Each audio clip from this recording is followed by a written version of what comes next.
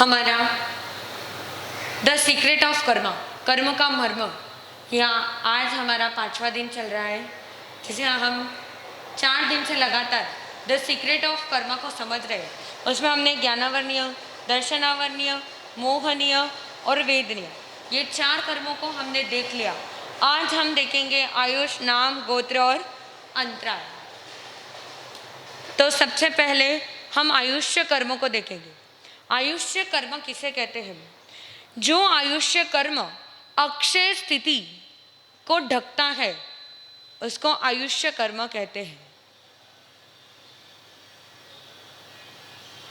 जो आयुष्य कर्म अक्षय स्थिति को, अक्षय स्थिति यानी जिसकी काल मर्यादा, जो स्थिति काल मर्यादा जो बोलते हैं, उसमें विघ्न ना है। यानी जैसे नरक गति में इतने वर्ष, तिर्यंच गति में इतने वर्ष, मनुष्य गति में इतने वर्ष, देव गति में इतने वर्ष, हम जैसे वर्ष पूर्ण होते ही, जैसे मनुष्य का आयु पूर्ण होते ही हम काल करके दूसरे गति में जाते हैं, और नरक का आयुष्य पूर्ण होते ही दूसरे गति में उत्पन्न होते हैं, ऐसे आयुष्य कर्म है। लेकिन वो कौन से स्थिति को? अक्षय स्थिति। जिस अक्षय स्थिति के अंदर उसको नरक, तिर्यंच, मनुष्य, देव योनियों में भटकना नहीं पड़ता है, सिर्फ वह मोक्ष गति में रहता है। जैसे सिद्ध परमात्मा कौन सी स्थिति में विराजमान है? अक्षय स्थिति में विराजमान है। न नरक, तिर्यंच, मनुष्य आयुष्य की वो परिभ्रमणा कर रहे हैं, न कुछ कर रहे हैं, वो सिर्फ अक्षय स्थिति में विराजमान है। तो आयुष्य कर्म किस गुण को ढकता है? तो अक्षय स्थिति के गुण को ढकता है। आयुष्य कर्म, आयुष्य कर्म किसे कहते हैं? आयुष्य कर्म यानी जो भाव में बांध कर रखे, जो एक गति से दूसरे गति में बांध कर रखता है। जैसे नरक गति में जो बांध कर रखे, तिर्यंच गति में बांध कर रखे, मनुष्य गति या देव गति, ऐसे 4 गतियां हैं। इन चारों गतियों के आयु को आयुष्य कर्म बांध कर रखता है। तो पहले आयुष्य कर्म किसे कहते हैं? जैसे राजा की कारावास के समान भी, राजा अगर किसी को पनिशमेंट दे दे, या फिर जो कोई जज अगर पनिशमेंट दे दे अपराधी को, तो वो कारावास में जाता है। कारावास में उसकी भी टाइम लिमिट होती है। उसने जितना गुनाह किया उसको भोगने के लिए वो उतने साल तक किसमें रहेगा? जेल, कारावास में रहेगा। तो वैसे ही आयुष्य कर्म है, कारावास के समान है। तो हर एक की स्थिति अलग अलग है, हर एक का टाइम अलग अलग होता है। एक जन 10 साल तक रह सकता है जेल में, एक जन का 15 साल का रहता है, एक जन का 50 साल का रहता है, एक जन का आजीवन रहता है। तो ऐसे आयुष्य कर्म में भी 4 जेल है, नरक, तिर्यंच, मनुष्य और देव। ये 4 जेल के अंदर आयुष्य कर्म कौन है? जेलर है। और बाकी के उसके अंदर नरक, तिर्यंच, मनुष्य, देव, ये जेल है। इन चारों में जो घुमाता है वो कौन है? आयुष्य कर्म। तो आयुष्य कर्म की 4 प्रकृतियां, नरक, तिर्यंच, मनुष्य और देव। और वो 4 प्रकृतियां हैं। नरक गति यानी जहाँ पर जीव अपने दुख को भोगने के लिए जाता है, न अर्क, नरक का अर्थ ही क्या है? न अर्क, न यानी जहाँ पर, अर्क यानी प्रकाश, जहाँ पर किंचित भी प्रकाश न हो, जहाँ पर किंचित भी सुख उपलब्ध न हो, सुख न हो, वो नरक। ऐसे नरक, पहला नरक। दूसरा तिर्यंच, तिर्यंच जहाँ पर जीव अपने अशुभ कर्मों को भोगने के लिए जाता है। नरक गति में भी अशुभ कर्मों को ही भोगने के लिए जा रहा है, पर जो उत्कृष्ट रूप में भोगता है वो नरक गति में। और तिर्यंच गति में जो सुख और दुख थोड़ा थोड़ा अनुभव करता है, लेकिन तिर्यंच गति में भी नरक जितना दुख नहीं भोगता है, लेकिन तिर्यंच गति में भी दुख ही होता है। जो तिर्यंच में भी अपने दुख को भोगने के लिए ही जाते हैं। मनुष्य गति जहाँ पर जीव अपने सुख को भोगने के लिए, अगले भव को, अच्छे कर्मों को बांधने के लिए, मोक्ष को प्राप्त करने के लिए जहाँ से मोक्ष की सीढ़ी है, वो मनुष्य गति है। देव, देव जहाँ पर दिव्यता को धारण किए हुए कौन है? देव है। उनका शरीर कैसे होता है? दिव्य होता है, एकदम देवता का। और वहाँ पर भी क्या है? एकदम सुख ही सुख है, उनको कोई प्रकार का दुख नहीं होता, एकदम सुख ही सुख। अपने पुण्य को, अपने सुख को भोगने के लिए जीव देव गति में जाता है। तो नरक यानी न अर्क, जहाँ पर सुख का कोई भी प्रकाश नहीं है, ऐसा नरक। तिर्यंच जहाँ पर जीव का शरीर टेढ़ा मेढ़ा है, जो जीव अपने अशुभ कर्मों के द्वारा तिर्यंच गति में दुख भोगता है, मनुष्य है जो मनन करने की शक्ति है। मनुष्य के पास क्या है? मनन करने की शक्ति है, जो मनन चिंतन कर सकता है, जो व्रत ले सकता है, पचखान ले सकता है, जो अगली गति को, अच्छी गति को बांध सकता है, वो किस में सामर्थ्य है? मनुष्य गति में। और देव गति यानी जो दिव्यता को धारण किए हुए है। देवता क्या है? उनको धर्म नहीं कर सकते, लेकिन उनको हर फैसिलिटी मिली हुई है, पुण्य के इससे उनको हर सुख मिला हुआ है, पर वो और शुभ और पुण्य का कार्य कर सकते हैं, लेकिन धर्म का कार्य नहीं कर सकते। धर्म जैसे व्रत पचकान नहीं कर सकते, संयम नहीं ले सकते हैं, ऐसे जो है वो देवता होते हैं। तो ऐसे 4 प्रकृतियां हैं आयुष्य कर्म की। बांधे कितने प्रकार से? 16 प्रकार से बांधते हैं। तो 16 प्रकार कौन से हैं? तो नरक के 4, तिर्यंच के 4, मनुष्य के 4 और देवता के 4। नरक के 4 कौन से? महाआरंभ, महापरिग्रह, मध्यमास और पंचेंद्रियवध। महाआरंभ यानी जो वस्तु को ज्यादा रूप में, जैसे महाआरंभ का अर्थ ये होता है जिसमें बहुत सारे जैसे बोलते, महाआरंभ को ऐसे समझा सकता है जैसे कालचो कसाई को, उसके अंदर महाआरंभ था। महाआरंभ कैसे करता था? जो पंचेंद्र का वध तो करता था, लेकिन पंचेंद्र के वध में भी 500 भैंसों को एक दिन में जो मारता था, तो वो महाआरंभ करता था। आरंभ से बना हुआ, हम भी बोलते हैं ना, कोई भी वस्तु, कोई भी जीव के घात से जो भी चीज बनी है वो महाआरंभ होता है। हम जो भी वस्तु को बनाते हैं, जैसे खाना बनाओ तो इसमें वनस्पति का घात करते हैं, जैसे पृथ्वी का है, आप का है, तेव का है, वायु का है, वनस्पति का है, ऐसे एकेंद्रिय जीवों का घात होता है। तो वो भी क्या बन रहा है? आरंभ से बन रहा है। महाआरंभ यानी जिसमें पंचेंद्रिय जीव का घात हो और जिसमें बड़ी मात्रा में, बड़े रूप में जीवों का घात करके बनाए आहार हो या कोई भी पुद्गल हो, ऐसा महाआरंभ। तो कालचो कसाई कौन था? महाआरंभ करने वाला। एक दिन में 500 भैंसों को मारने वाला कालचो कसाई, वो कौन सा? महाआरंभ का बंध करता। और महाआरंभ के बंध से वो कहाँ पर गया? नरक में गया। महापरिग्रह यानी आपके पास जो आपको जो वस्तु चाहिए उतना ही ग्रहण करके, उतना ही उपभोग करे, तो परिग्रह हो गया। और महापरिग्रह यानी जो वस्तु आपको जितनी रूप में चाहिए उतनी न लेते हुए ज्यादा रूप में लेना। ज्यादा, अभी जैसे आपको सिर्फ एक साड़ी की अभी जरूरत है, लेकिन आप खरीदने, शॉपिंग करने गए और वहां पर जाकर आपको 3-4 साड़ियाँ, आपको एक ही उपयोग की, आप एक ही साड़ी की अभी ज़रूरत है, लेकिन आपने एक साड़ी कर ली, वो भी परिग्रह हो गया। महापरिग्रह क्या होता है? आपने गए और एक साड़ी की चाहना की वजह से आप 10-15 साड़ी अगर ले लो तो वो क्या हो गया? महापरिग्रह। जैसे ममम से, उनके पास क्या था? बहुत सारा धन था, सब था, उनके पास 2 बैल ऐसे थे, उन्होंने अपना पूरा धन 2 बैलों, सोने के बैल बनाने में लगा दिया। तो एक बैल तो पूरा बन गया और दूसरा बैल भी पूरा बनने में था, उसके सिंग का और छोटा सा टुकड़ा बाकी रह गया था। तो ममम से रात को काम करते थे, लकड़ियाँ तोड़कर लाते थे, लकड़ियों का काम करते थे, ऐसे अनेक प्रकार के काम करके धन उपार्जन करके उस सिंग में जो सोने का टुकड़ा रह गया था उसको लगाने की कोशिश करता है। महापरिग्रह वो क्या करता है? जितना उपयोग, अम्बुन बोले का तो कोई उपयोग नहीं है, लेकिन उस उपयोग को महाआरंभ, सभी धन धान्य वगैरह सब भी, उसके पास जितना भी परिग्रह होता है उन सबको इकट्ठा करके क्या करता है? वो बेलों को बनाता है। और वहाँ वो ममन से किसको ग्रहण करता है? महापरिग्रह। मध्यमास, मध्य यानी मदिरा, शराब, और मांस यानी नॉनवेज। मध्य मांस का सेवन करने वाले भी जीव नरक गति का बंध करते हैं। पंचेंद्रियवध, पंचेंद्रिय यानी जिनको 5 इंद्रियां है, आँख, नाक, कान, जीव और स्पर्श, ऐसे 5 इंद्रिय जिनके पास है, ऐसे पंचेंद्रिय का वध करने वाले भी कहाँ जाते हैं? नरक गति में जाते हैं। तिर्यंच, कपट यानी अंदर कुछ और बाहर से कुछ और बताना। जैसे अंदर तो उसके प्रति द्वेष है, अंदर से उसके प्रति दूसरा सोच रहा है, पर ऊपर से उसको अच्छा बोलना, अच्छा सोचना, अच्छा कहना उसको, ऐसे कपट, अंदर से कुछ और बाहर से कुछ और।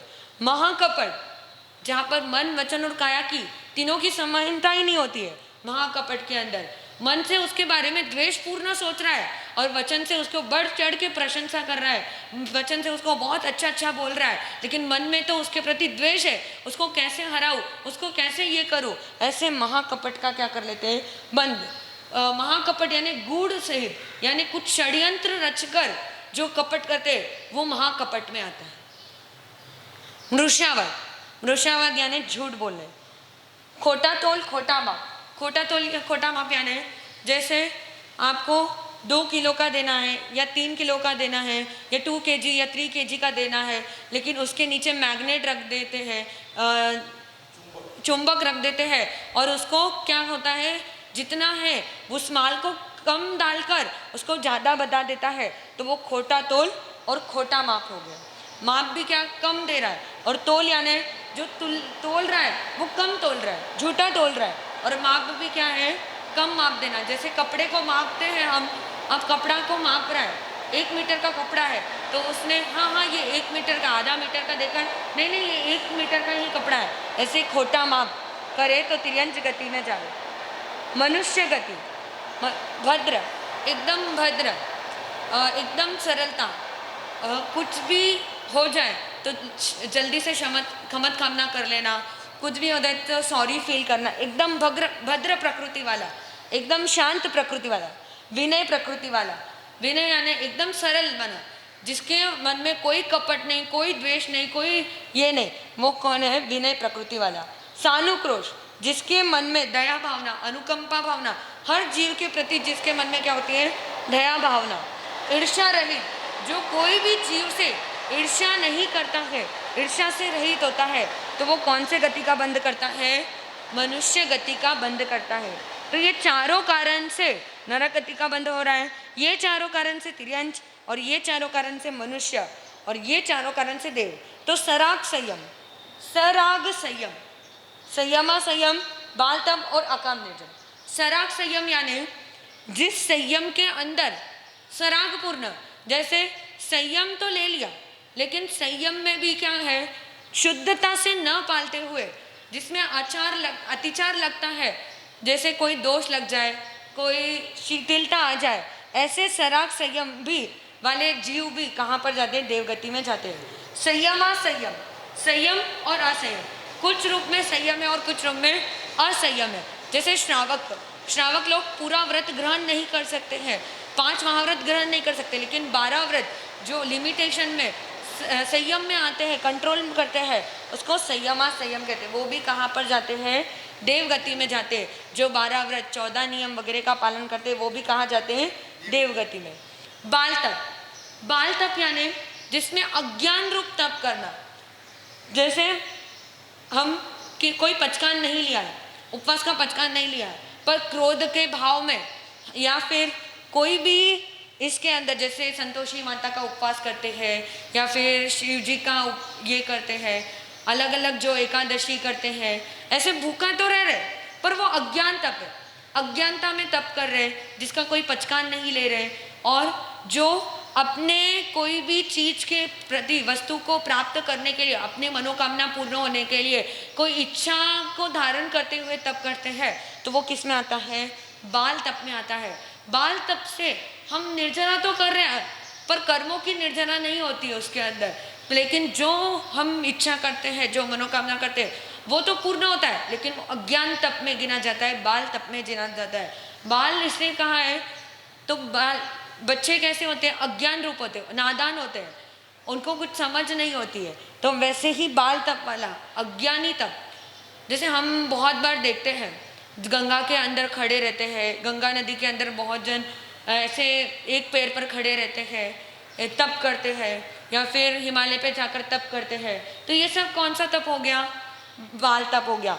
मुझे इस सिद्धि को प्राप्त करना है, या फिर इस लब्धि को प्राप्त करना है, कोई मंत्र को साधना है, ये सब जो होते हैं वो बाल तप है। अकाम निर्जरा, अकाम निर्जरा के अंदर जैसे हम कोई काम में व्यस्त हो जाए और आहार को ग्रहण नहीं करे तो वो क्या हो गया, हमने क्या किया, उनोदरी कर ली, या फिर अनशन भी हो गया, थोड़े रूप में क्या हो गया, हमारा अनशन हो गया, और उसके द्वारा हम क्या करते हैं, अकाम निर्जरा।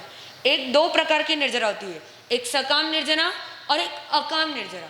सकाम निर्जरा यानी जो पचकान लेकर जो हम तप करते वो सकाम निर्जरा। अकाम निर्जरा यानी जो बिना पचकान के हम तप करते हैं वो अकाम निर्जरा में गिना जाता है। आप जैसे बोलते हो मारसा, आप जो बोल रहे हैं वो मैं फॉलो करने की कोशिश करूंगा लेकिन पचकान नहीं लूंगा, तो वो जो आप जो फॉलो कर रहे हो उसकी निर्जरा जो हो रही है कर्मों की, वो किस रूप में हो रही है, अकाम निर्जरा, अकाम निर्जरा के रूप में होती है। और सकाम निर्जरा यानी जो हम पचकान लेते हैं, पचकान रूप जो भी तप करते हैं, जो भी त्याग करते हैं, जो भी नियम लेते हैं वो सकाम निर्जरा, और बिना पचकान के बिना त्याग के करते हैं वो कौन सा है, अकाम निर्जरा। तो ऐसे 4 से हमारा कौन से गति का बंध होता है, देव गति का। और भोगे कितने प्रकार से, आयुष्य कर्म को 4 प्रकार से भोगते हैं। नरक का बंध किया तो नरक में जाएंगे, तिर्यंच का बंध किया तो तिर्यंच में जाएंगे, मनुष्य का बंध किया तो मनुष्य में जाएंगे, और देवता का बंध किया तो देवता में जाते हैं। ऐसे आयुष्य कर्म का प्रकृति बांधे, 16 प्रकार से बांधे और 4 प्रकार से भोगे।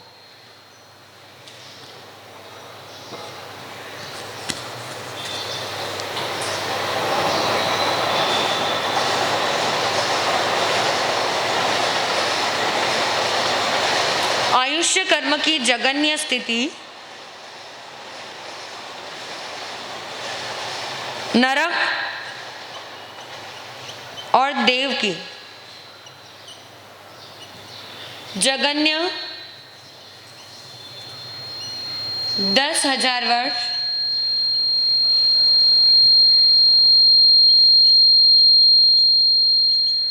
दस हजार वर्ष,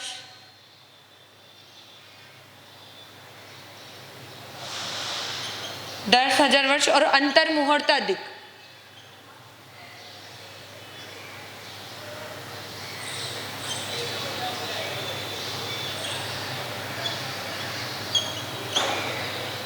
और उत्कृष्ट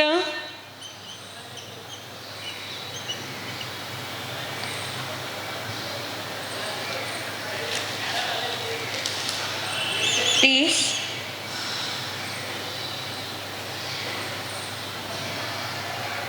उत्कृष्ट 33 सागरोपम,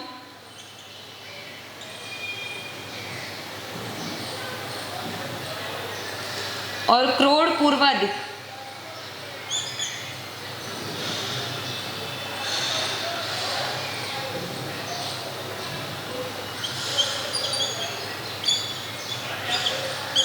जगन्य नारक नारकी और देवता की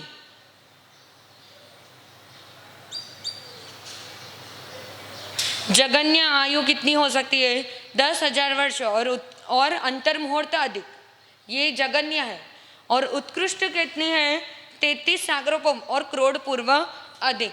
आयुष्य का अबाधा काल नहीं होता है। आयुष्य को जैसे हमने अभी आयुष्य कर्म कौन से गति में बांधते हैं, हम अभी मनुष्य गति में, तो मनुष्य गति में ही हमारी जितनी आयु है उसके तीसरे भाग में, अब जैसे हमारे आयु का 4 भाग करना है, उन 4 भाग में से 1/3 भाग जो बोलते हैं 1/3,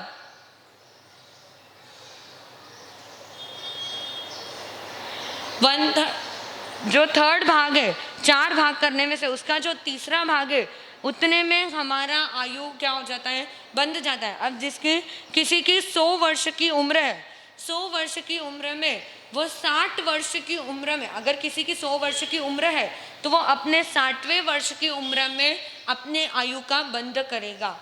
क्यों? क्योंकि उसके आयु जो 100 वर्ष की आयु आई है उसके अगर 4 भाग करे तो उसका तीसरा भाग कितना आएगा, 60 वर्ष आएगा। तो वो अपने 60 वर्ष में आयु का बंध करता है। कौन से आयु का? जिस गति में उसको आगे जाना है, दूसरा जैसे नरक में जाना हो या देवता में जाना हो या तिर्यंच में जाना हो। तो अब मनुष्य है तो नरक, देवता, तिर्यंच या मनुष्य, फिर से अगर मनुष्य में भी आना है, ऐसे 4 गति में जहाँ पर भी जाना है उसको, तो वो कब बांधेगा? उसके 60वें वर्ष की उम्र में वो बांध लेगा कि अब मुझे उसको किधर जाना है, नरक, तिर्यंच या मनुष्य या देव, किसी में भी जाए। पर कब बंधेगी आयु? इसी भाव के अंदर हमारी आयु का बंध होता है। और हमें भोगना कब पड़ता है? जब इस गति को छोड़कर हम दूसरे गति में जाकर उत्पन्न होते हैं, जाकर जन्म लेते हैं, तो वहां से हम दूसरे गति को भोगना शुरू कर देते हैं। अब मनुष्य से अगर कोई तिर्यंच में जा रहा है तो मनुष्य से निकल गया, अब वो तिर्यंच में, मनुष्य से निकल गया, अब वो तिर्यंच में जा रहा है, मनुष्य से उसकी आत्मा निकल गई और तिर्यंच में जाके उत्पन्न हो गई, तो अब उसका आयुष्य कौन से गति का चल रहा है? तिर्यंच गति का आयुष्य चल रहा है। पर मनुष्य गति के अंदर ही वह तिर्यंच आयुष्य का बंध कर लेता है। तो किस प्रकार बंध कर लेता है? हमने पहले देखा 16 प्रकार से अपने आयु का बंध करता है। तो नारकी का और देवता का जगन्य 10,000 वर्ष और अंतर्मुहूर्त अधिक, इतना समय तो उनका बंधता ही बंधता है। महाआरंभ, महापरिग्रह, मध्यमास का सेवन और पंचेंद्रिय वध, ये जितनी इसकी उत्कृष्टता बढ़ती जाती है, इसमें भावनाओं में अंतर आता जाता है।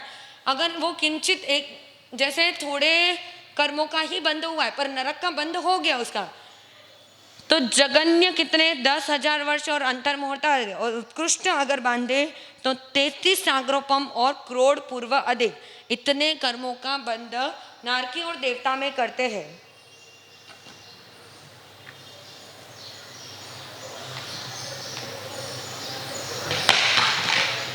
मनुष्य और तिर्यंच,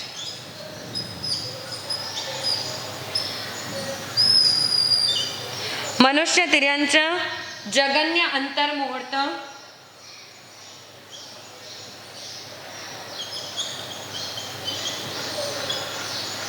और उत्कृष्ट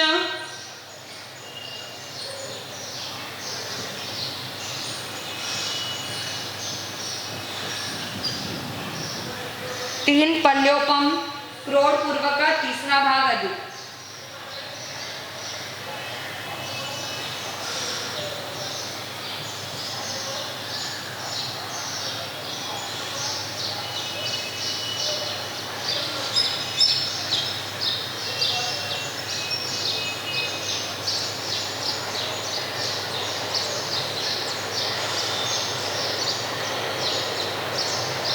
तो जगन्य, मनुष्य और तिर्यंच की जगन्य, अंतर्मुहूर्त और उत्कृष्ट 3 पल्योपम का, 3 पल्योपम हमने पहले कालचक्र में देखा था कि पल्योपम कितना होता है, और करोड़ पूर्व का तीसरा भाग आदि।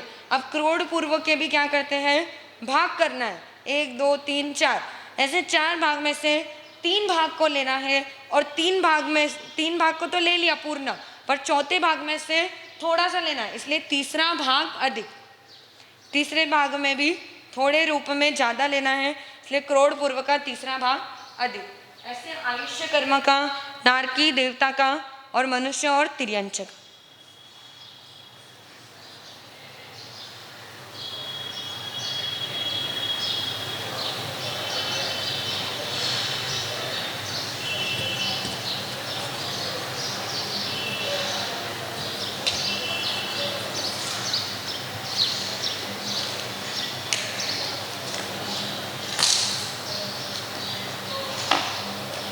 अभी हमने आयुष्य कर्मों को देख लिया, अब हमें नाम कर्मों को देखना है। नाम कर्म कौन से गुण को ढकता है? तो आत्मा कैसी है? अरूपी है। आत्मा कैसी? अरूपी, जो दिखाई नहीं देती है। उस अरूपी को ढकने वाला कौन सा कर्म है? नाम कर्म। क्योंकि नाम कर्म के वजह से ही हमें क्या मिला? शरीर मिला। और आत्मा को किसने ढक दिया? शरीर ने ढक दिया, क्योंकि आत्मा हमें दिखाई नहीं देती है। लेकिन अब शरीर जैसे ही आत्मा के साथ मिल जाता है, तब जो हलन चलन की क्रिया के द्वारा हम समझ जाते हैं कि इसके अंदर आत्मा है। अगर जो मुर्दा है तो उसमें आत्मा नहीं है, तो उसकी हलन चलन क्रिया कुछ भी नहीं होती है। जिसके अंदर आत्मा रहती है, जिसके अंदर अरूपी आत्मा है, वो ही जीव हलन चलन कर सकता है। तो ऐसे आत्मा अरूपी है, उसके ऊपर कौन से नाम कर्म रूपी शरीर का जब आ जाता है, तो वो क्या ढक देता है? अरूपी नहीं रहती है, वो क्या बन जाती है? रूपी बन जाती है। रूपी यानी शरीर के द्वारा। तो हम नाम कर्म को एक बार समझ लेंगे। नाम कर्म क्या है? नाम कर्म किसे कहते हैं?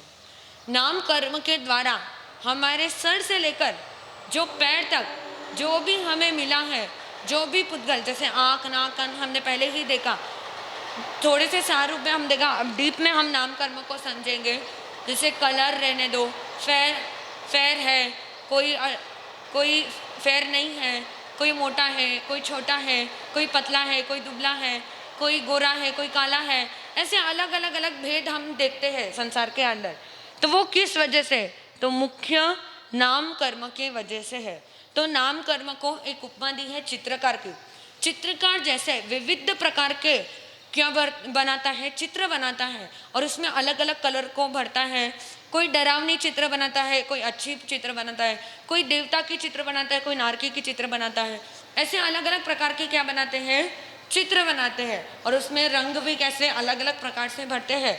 वैसे ही नाम कर्म की वजह से ही हम जो भी आप देख पा रहे हो, अब जैसे मुझे आप देख पा रहे हो, तो मेरे इसमें जो जो भी है वो किसकी वजह से है? नाम कर्म की वजह से। नाम कर्म किसको रोक दिया? कौन से गुण को? अरूपी गुण को। अब नाम कर्म की प्रकृतियां, सबसे पहले प्रकृति देखेंगे, नाम कर्म के स्वभाव देखेंगे। नाम कर्म का स्वभाव क्या है? तो नाम कर्म के अंदर 93 प्रकृतियां, 93 बोलते हैं, या फिर एक अपेक्षा से 103 भी प्रकृतियां आती है, 103 प्रकृतियां भी आती हैं। तो हम पहले ये देखेंगे 14 पिंड प्रकृतियां।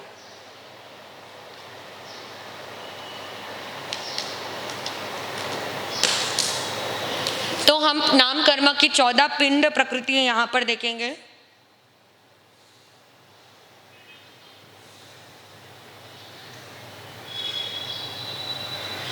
चौदह पिंड प्रकृतियां।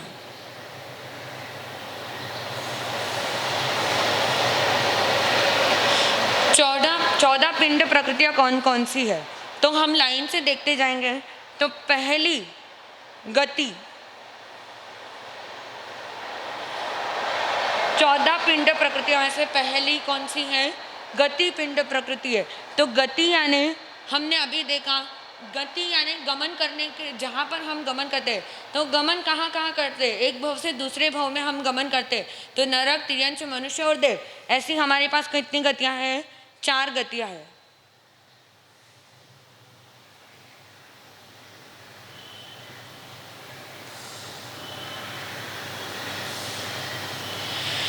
अपने अशुभ कर्मों को भोगने के लिए जहाँ पर जीव जाता है वो कौन सी गति? नरक गति। तिर्यंच गति, जहाँ पर अभी मैंने तिर्यंच, मनुष्य और देव पहले ही आयुष्य कर्म में समझाया आपको, जहाँ पर जीव नरक रूपी कर्मों को भोगने के लिए जाता है वो नरक गति। जहाँ पर तिर्यंच रूपी, तिर्यंच गति के नाम कर्म, तिर्यंच गति का जब नाम कर्म बन जाता है, तिर्यंच गति नाम कर्म कहते हैं इसे, जब तिर्यंच गति नाम कर्म बंध जाता है तो वह जीव कहाँ पर जाता है? तिर्यंच गति में। मनुष्य गति नाम कर्म बन जाता है तब वह जीव मनुष्य गति में जाता है, और देव गति नाम कर्म बन जाता है तब जाकर जीव कहाँ पर जाता है? देव गति नाम कर्म में जाता है। ऐसे 4 क्या है? गति। दूसरा जाति। जाति कितनी है? 5।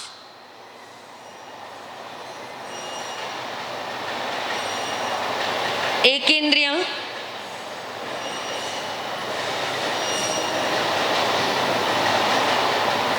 एक इंद्रिय, बेंद्रिय,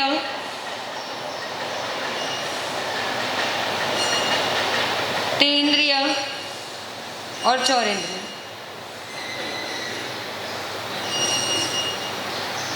पंचेंद्रिय। ऐसे 5 जातियां हैं हमारे पास। एक इंद्रिय पृथ्वी, पानी, पृथ्वी का है, आपका है, तेव का है, वायु का है, वनस्पति का है, ये 5 किस में आएगी? एक इंद्रिय। बेंद्रिय, लट वगैरह जो आती है वो सब बेंद्रिय। तेंद्रिय यानी जू, लीक, खटमल, ये सब तेंद्र के अंदर आता है। चौरेंद्रिय, मक्खी, मच्छर, तीड़, पतंगियाँ, कोकिड़ा, ये सब चौरेंद्रिय के अंदर। और पंचेंद्रिय यानी जलचर, स्थलचर, उर्पर और भुजपर, और मनुष्य भी कौन क्या है? मनुष्य कौन है? वो भी पंचेंद्रिय है। और त्रियंच के अंदर भी पंचेंद्रिय जीव आते हैं, जिनका पंचेंद्रिय नाम कर्म का उदय होता है। पंचेंद्रिय जाति नाम कर्म का उदय होता है वही जीव पंचेंद्रिय को प्राप्त करता है। जिनका एकेंद्रिय जाति नाम कर्म का उदय है तो वो एकेंद्रिय में जाता है। बेंद्रिय जाति नाम कर्म, तेंद्रिय जाति नाम कर्म, चौरेंद्रिय जाति नाम कर्म और पंचेंद्रिय जाति नाम कर्म। तो ये कितनी हो गई अभी? 9। तीसरा गति जाति शरीर। हम 14 पिंड प्रकृतियों को देख रहे हैं। तो ये गति जाति शरीर ये पिंड प्रकृतियां है। और ये गति के उपभेद, गति के अंदर कितनी है? गति के अंदर 4, जाति के अंदर 5, शरीर के अंदर 5। शरीर भी कितने हैं? 5 प्रकार के, औदारिक, वेक्रिय, आहारक और तेजस।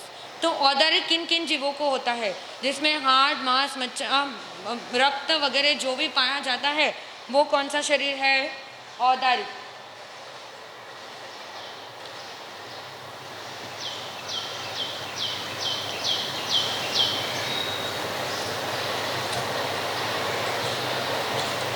कौन सा शरीर है? औदारिक। तीसरा हम देख रहे हैं शरीर।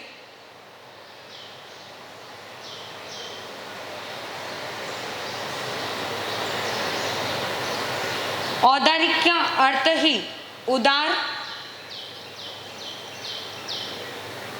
या स्थूल। उदार यानी जो, जैसे चींटी के अंदर जो शरीर है वो भी औदारिक है और हमारे अंदर जो शरीर है वो भी क्या है? औदारिक है। तो औदारिक शरीर है ना, एक इंद्रिय के अंदर भी औदारिक है तो पंचेंद्रिय के अंदर भी औदारिक शरीर प्राप्त है, उदार है।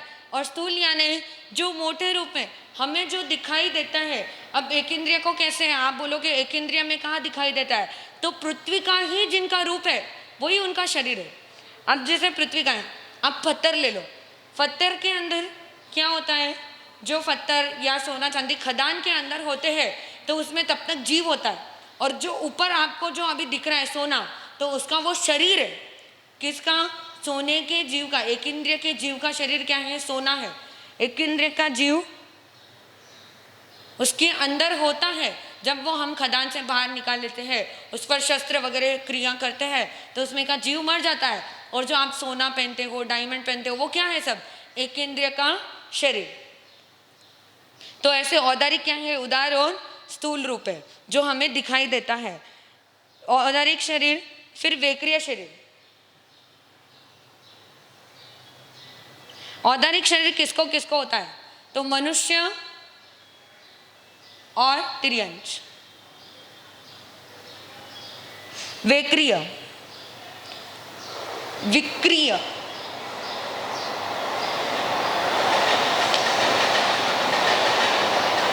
वेक्रिय को विक्रिय भी कहते हैं, जो विविध प्रकार की क्रियाएं कर सकता है। जो वेक्रिय का अर्थ ही इसके अंदर ही है, जो विविध प्रकार की क्रियाएं, जो विविध प्रकार की क्रियाएं कर सकता है। यानी छोटे रूप में भी बन सकता है और बड़े रूप में बन सकता है। अगर वो चाहे तो वो क्या बन सकते हैं? चींटी भी बन सकते हैं, और वो चाहे तो हाथी भी बन सकते हैं, वो चाहे तो मनुष्य भी बन सकते हैं, ब्राह्मण बन सकते हैं। जो भी अलग अलग उनको कौन सा भी रूप लेना है, जैसे अब उनको चेयर का रूप लेना है तो वो चेयर में परिवर्तित हो जाएंगे।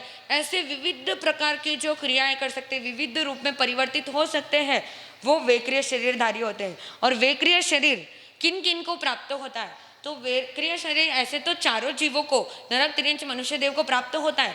लेकिन नारकी और देवता को अपने जन्म से, वो जैसे ही वहां जाकर जन्म ले लेते हैं तो उनका शरीर ही कैसे बनता है? वेक्रिय शरीर बनता है। और तिर्यंच और मनुष्य को वेक्रिय शरीर अपने लब्धि के द्वारा या फिर अपनी साधना के द्वारा प्राप्त हो सकता है।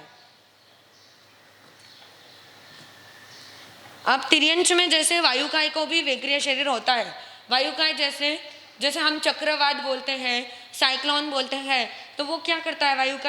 वायुकाय जब वेक्रिय को धारण करता है तब हमको साइक्लोन या चक्रवायु देखने को मिलता है। तो वेक्रिय किसके अंदर है? तिर्यंच में मुख्य रूप से वायुकाय के अंदर है।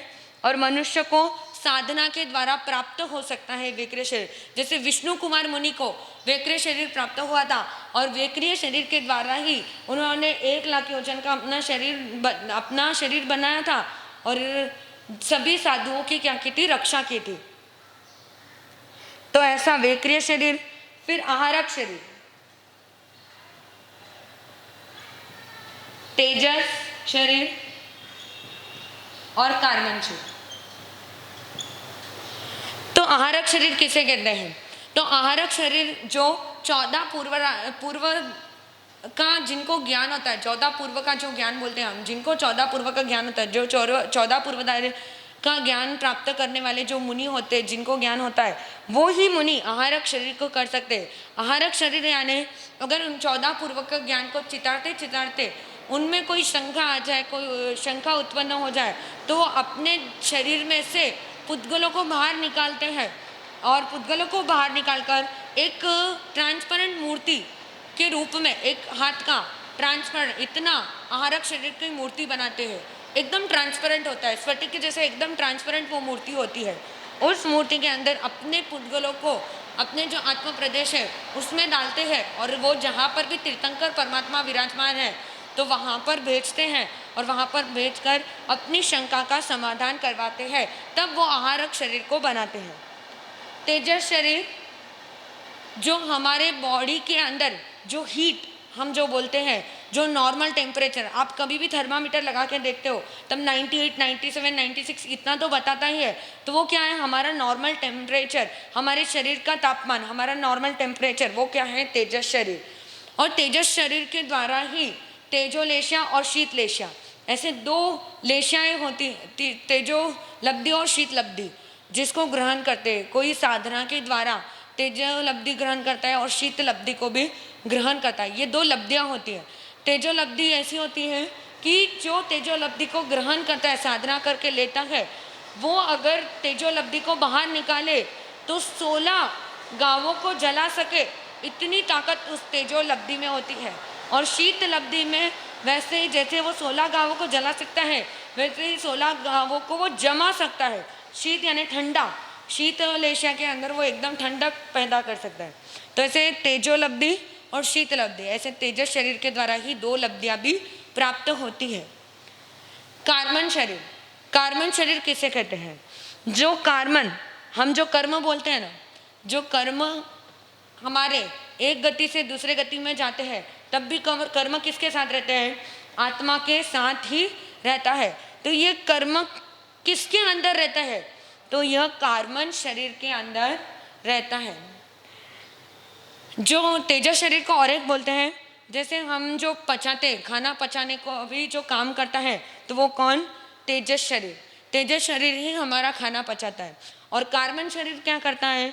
कर्मों का हिसाब रखता है कि कितने कर्म निकले, कितने कर्म हमारे ऐड हुए, कितने कर्म हम भोग रहे हैं, कितने कर्म हमारे अकाउंट में है, ये सब का जो कैलकुलेशन करता है अकाउंटेंट कौन है? कार्बन शरीर। तो ऐसे कितने शरीर हैं हमारे? 5 शरीर। तो हमने अभी तीसरी पिंड प्रकृति को देखा, अब चौथी पिंड प्रकृति, अंगोपांग। तो इसके 3 हैं, अंग, उपांग, अंगोपांग। अंग किसे कहते हैं? 2 हाथ, 2 पैर, छाती, पेट और हृदय, ये इतने क्या हो गए? मेन अंग हो गए। और इन अंगों के जो ऊपर का भाग होता है, उपांग, यानी अंग तो हमारे ये हो गए, और उपांग क्या है? तो इसके जो बाहर निकल रहा है, जैसे हमारे अंदर जो उंगलियां हैं, पैरों की उंगलियां, हाथों की उंगलियां, ये सब क्या है? उपांग। और अंगोपांग क्या है? जो उपांग के से बाहर निकला है, अंग से बाहर निकला हुआ उपांग और उपांग से बाहर निकला हुआ अंगोपांग। अंगोपांग के अंदर जैसे हमारे बाल, हमारे नख, ये क्या है? अंगोपांग है। तो अंग यानी हमारे मूल अंग, उपांग, अंग के अंदर 2 हाथ, 2 पैर, छाती, मस्तक, पीठ और पेट, ये इतना आता है। उपांग के अंदर नाक, आंखें, कान, ये सब क्या है? उपांग है। क्योंकि ये जो चेहरा है हमारा, ये मस्तक, ये चेहरे के ऊपर जो भाग है, कान नाक वगैरह, ये क्या हो गए? उपांग। और अंगोपांग क्या है? जो उससे हमारे जो आंखों की पलकें है वो क्या है? उपांग है। हमारे नख, हमारे बाल, ये सब क्या है? उपांग। तो ऐसे अंगोपांग के कितने हो गए? 3। तो ये 14 चौथा पिंड प्रकृति है। तो ये सब भी हमारे अंग जो एकदम व्यवस्थित मिले हैं, उपांग जो हमें व्यवस्थित मिले हैं, या अंगोपांग जो हमें अच्छे से मिले हैं, वो भी किस कारण से होता है? किसी के बाल लंबे होते हैं, किसी के बाल छोटे होते हैं, किसी के नख क्या होते हैं? बड़े होते हैं, किसी के नख छोटे होते हैं। तो ये सब क्या है? तो किसी के नख बढ़ते हैं, किसी के बाल बढ़ते हैं, किसी के नहीं बढ़ते हैं। तो वो किस कारण से? अंगोपांग नाम कर्म के वजह से। तो पांचवी पिंड प्रकृति है बंधन। बंधन किसे कहते हैं? तो जैसे हम औदारिक, वेक्रिया, आहारक, तेजस और कार्बन, इन 5 शरीर को देखा। इन 5 शरीर के भी वर्गना के पुद्गल है। इन पांचों शरीर को, इन पांचों शरीर के पुद्गल पूरे लोक में क्या है? फैले हुए हैं। जो शरीर निर्माण करना है, उस शरीर के लिए कुछ ना कुछ तो चाहिए। तो वो शरीर के पुद्गल कहाँ पर है? पूरे लोक में फैले हुए। उन पुद्गलों को ग्रहण करता है एक जीव, जहाँ पर जाकर नरक से, अब नरक गति से तिर्यंच में जाकर जन्म ले रहा है। अब तिर्यंच में जाकर जन्म तो ले लिया, अब उसको कौन सा शरीर मिला? औदारिक शरीर, सॉरी, नरक से तिर्यंच में नहीं जा सकते। तिर्यंच गति से कोई जीव मनुष्य गति में आ रहा है, तब उसको क्या चाहिए? मनुष्य जीव बन रहा है तो उसको क्या चाहिए? शरीर चाहिए। पहले आहार, फिर दूसरा शरीर प्राप्ति ग्रहण करता है, तो शरीर चाहिए उसको। तो शरीर के लिए वो पुद्गलों को ग्रहण करता है। तो मनुष्य में आ रहा है तो औदारिक पुद्गल, नारकी में जाएगा तो वेक्रिय पुद्गलों को ग्रहण करेगा, तिर्यंच में जाएगा तो भी औदारिक पुद्गल को ग्रहण करेगा, और देवता में जाएगा तो वेक्रिय पुद्गलों को ग्रहण करेगा। तो ऐसे बंधन यानी एक पुद्गल को, एक जो औदारिक वर्गना का पुद्गल है उसको लेकर कार्बन वर्गना के पुद्गल, तेजस वर्गना के पुद्गल, इन सबको एक साथ में जो जोड़ कर रखता है, बांध कर रखता है, वो कौन सा है? बंधन नाम कर्म। बंधन नाम कर्म यही काम करता है। औदारिक के पुद्गल, वेक्रिय के पुद्गल रहो, या फिर तेजस के पुद्गल, या कार्बन के पुद्गल, या हारक के पुद्गल, इन सब पुद्गलों को एक साथ में जो बांध कर रखता है वो क्या हो गए? बंधन नाम कर्म।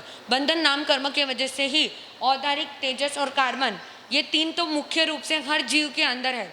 तो हमारे अंदर अभी कितने हैं शरीर? 3 शरीर है, औदारिक, वेक्रिय और कार्बन, और औदारिक, तेजस और कार्बन, सॉरी, औदारिक, तेजस, कार्बन, ये तो 3 मुख्य होते हैं। अब इन तीनों शरीर तो अलग अलग है, इन तीनों शरीरों को बांधने का काम, एक साथ में रखने का काम कौन करता है? बंधन नाम कर्म। अब छठा है संघात। संघात नाम कर्म। संघात नाम कर्म किससे कहते हैं? संघात नाम कर्म के भी 5 भेद है। बंधन के भी हमने 5 देखा, औदारिक बंधन, वेक्रिय बंधन, आहारक बंधन, तेजस बंधन और कार्बन बंधन। अब संघात के 5 देखेंगे। संघात नाम कर्म के 5। संघात नाम कर्म क्या होता है? संघात नाम कर्म को ऐसे बोलते हैं, जैसे औदारिक वर्ग ना के पुद्गल, औदारिक शरीर के पुद्गल हमने ग्रहण कर लिए, हमारे अंदर अब क्या आ गए? औदारिक शरीर के पुद्गल है। अब जैसे किसी को चोट लग गई, और चोट लगने के बाद क्या होता है? उसके ऊपर अपने आप क्या होती है? आप ड्रेसिंग वगैरह करते हो चोट का, तो उसके ऊपर क्या आती है? फिर से नई चमड़ी आने लगती है। अभी तो क्या हो गया? चमड़ी निकल गई। जो औदारिक के पुद्गल आपके शरीर पर लगे हुए थे वो क्या हो गए? किसी कारण से आपको चोट लगने की वजह से वो औदारिक के शरीर के पुद्गल निकल गए, और निकलने के बाद नए पुद्गल हर समय उसको लगते रहते हैं, तब जाके वो क्या आती है? हमें चमड़ी के रूप में फिर से दिखाई देती है। तो फिर से जब औदारिक के नए पुद्गलों को कोई जीव ग्रहण करता है, और हर समय हम क्या कर रहे हैं? पुराने पुद्गलों को छोड़ते हैं और नए पुद्गलों को ग्रहण करते ही जाते हैं। तभी हम देखते हैं कि जो बच्चा रहता है, जो बच्चे से बड़ा हो रहा है, उससे और बड़े हो रहे हैं, तो ये जो परिवर्तन हो रहा है, और शरीर का भी परिवर्तन होता है। हमारे जो शरीर है वो लूज पड़ने लगता है, या फिर कहीं से चमड़ी गल जाती है। ऐसा कब होता है? तब संघात नाम कर्म, हमारे पुराने लिए हुए पुद्गल है वो निकलते हैं और नए पुद्गलों को हम जब ग्रहण करते रहते हैं तो उनको एकमेक करना। अब पूरे तो हमारे पुद्गल नहीं निकलेंगे, पूरे पुद्गल कब निकलेंगे? जब हमारी मृत्यु होगी, तभी हमारे पूरे पुद्गल क्या होंगे? बाहर निकलेंगे। तब तक हमारे पूरे पुद्गल नहीं निकल सकते। पर जो थोड़े थोड़े रूप में हमारे पुराने पुद्गल निकल रहे और नए पुद्गल क्या हो रहे? आ रहे हैं। तो उन दोनों को, नए और पुराने पुद्गलों को जो बांध कर रखता है वो कौन है? संघात नाम कर्म।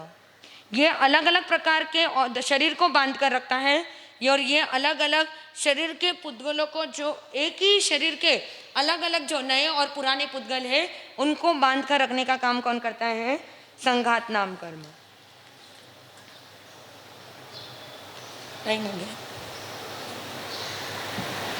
सातवां संस्थान, संस्थान नाम कर्म। आठवां सहनन। नौवां वर्ण। 10वां गंध। 11वां रस। 12वां स्पर्श। 13वां आनुपूर्वी।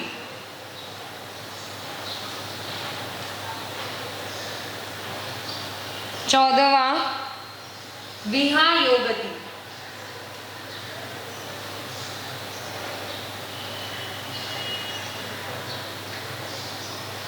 तो ऐसी 14 पिंड प्रकृतियां होती है। ये 5वीं पिंड प्रकृति, ये 6ठी पिंड प्रकृति हमने देखी संघातक।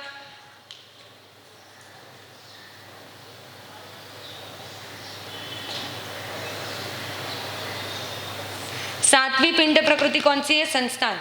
ये भी कितने प्रकार की है? 6। सहनन भी 6 प्रकार की है। वर्ण 5 प्रकार के। गंध 5 प्रकार, गंध 2 प्रकार के। रस 5 प्रकार के। स्पर्श 8 प्रकार के। आनुपूर्वी 4 प्रकार की। और विहायोगति 2 प्रकार की। तो संस्थान किसे कहते हैं? तो संस्थान यानी संस्थान जो हमारे शरीर का आकार बोलो, या फिर जैसे